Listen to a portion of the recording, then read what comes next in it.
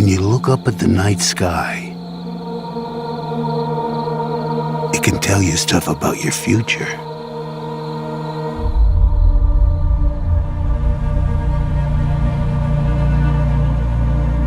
It won't lie to you.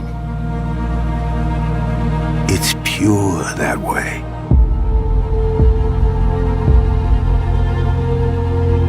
You might see a lot more than you wanted. Mike Flanagan is doing another Stephen King adaptation. It was first with Dr. Sleep, and now he's doing The Life of Chuck. So, all right, let's... well, technically, actually, that's wrong. Gerald's Game. Then did Dr. Sleep, and now did this. So, he's made a trilogy, so there we go. Now, when I heard that they were going to be doing a movie version of The Life of Chuck, which is I believe a short story from one of Stephen King's like anthology books, kind of like the Night Shift book. I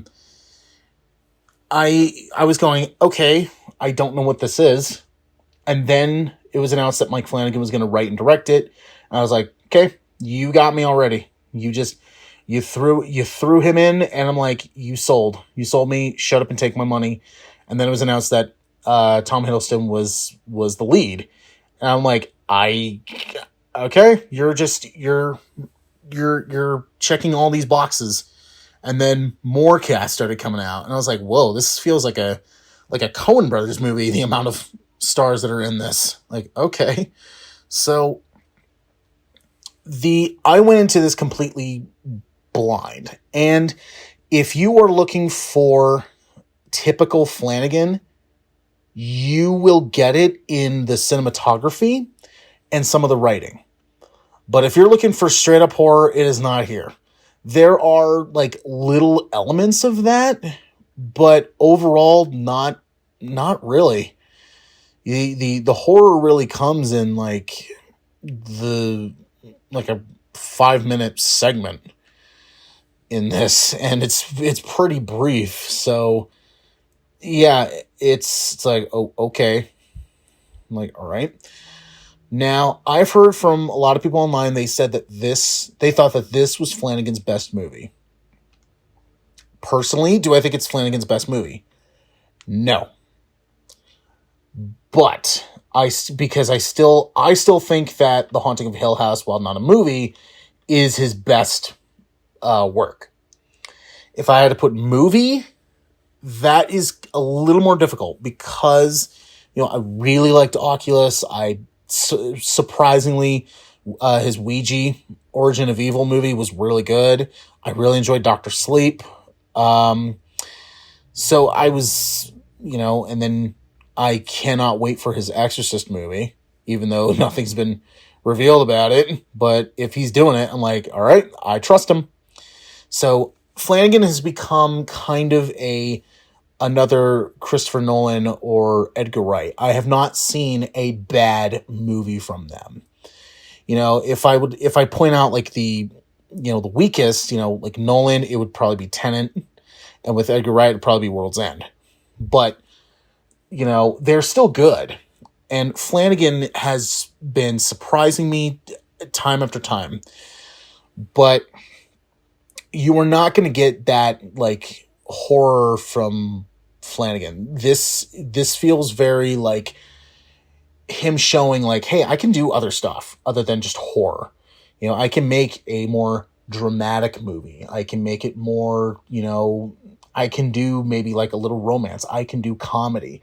I can do all this stuff because this actually feels like amalgamation of multiple different genres.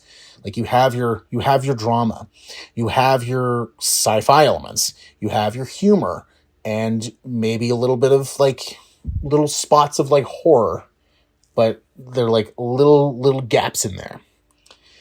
And the way that this movie is told, it is actually told backwards. So you have the ending first, and then you have the beginning, kind of last. Kind of. It's split the way it is, you almost have to dissect it a little bit, because you're like, okay, this part goes here, this part goes here, this part goes here. And that may bug some people, but for me personally, it didn't bug me, because I was able to go like, okay, so this is going here, this is going here. So I was dissecting it as I was watching it. So, but Flanagan knows how to get performances out of people. Like, even if they're in it for like, man, just for like one scene.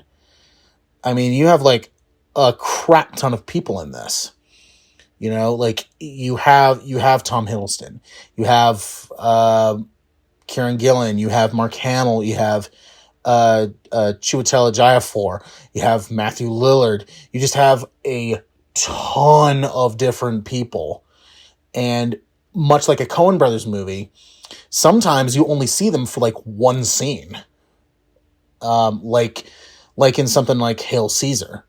You see like Scarlett Johansson's in that movie for like 2-3 scenes. Jonah Hill is in that for one scene. Channing Tatum's in there for like 2 scenes.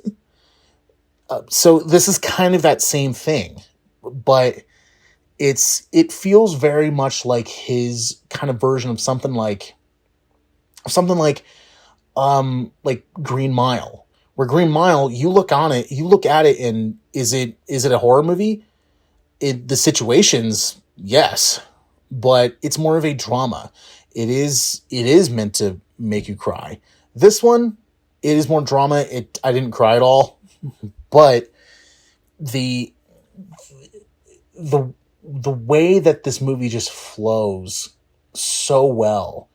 Flanagan edited this too, and because he's edited a lot of his stuff, and so he loves film, and he doesn't want to disappoint anybody. He's talked about doing Dr. Sleep, and that was just really difficult because he had Stephen King looking at him, but he also had the Kubrick estate looking at him. With this one, it's just King, and the fact that Flanagan was able to pull that off.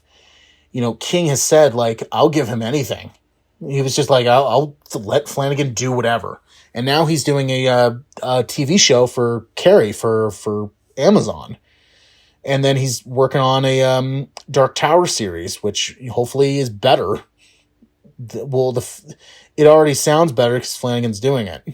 So hopefully it's better than that movie. But there are little spots in here, very little, that was going, okay, like its pacing is a little, like sometimes it'll speed up, sometimes it'll slow down. But it was very much kind of like okay, I'm in this, and then kind of like all right, let's move on. Let's get on with it. Oh, okay, it's moving on. So very few. Now, do I think this is one of the best films of the year so far? Yes. Is it better than Sinners? No. Did I like this more than Companion? No.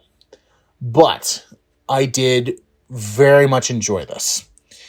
I would give this maybe a high grade, because I was, of course, you throw Flanagan in here, that's a cheat sheet for me. It could be a Barbie movie, and then Flanagan did it, and I'm like, I'll see it, because Flanagan's just become one of those directors where I'm just like, everything you do, dude, how to like make films. It's it was like what I thought about Sinners with Ryan Coogler. This is like, he knows his shit. Flanagan is one of those guys. He's one of those directors. He just knows his stuff. He knows what he's doing. And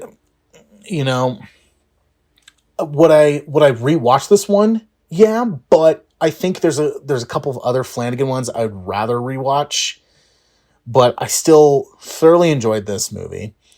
If you are a Hiddleston fan and you want to see him do an actual like long dance sequence, this is the movie. This is it.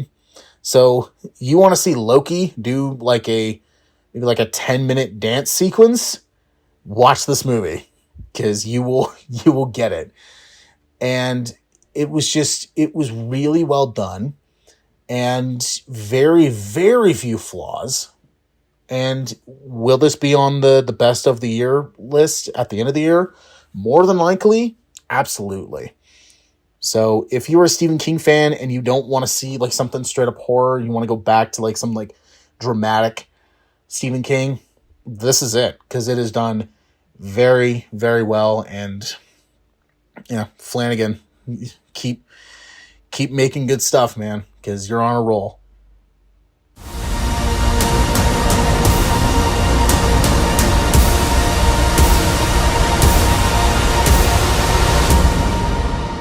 Isn't that wonderful?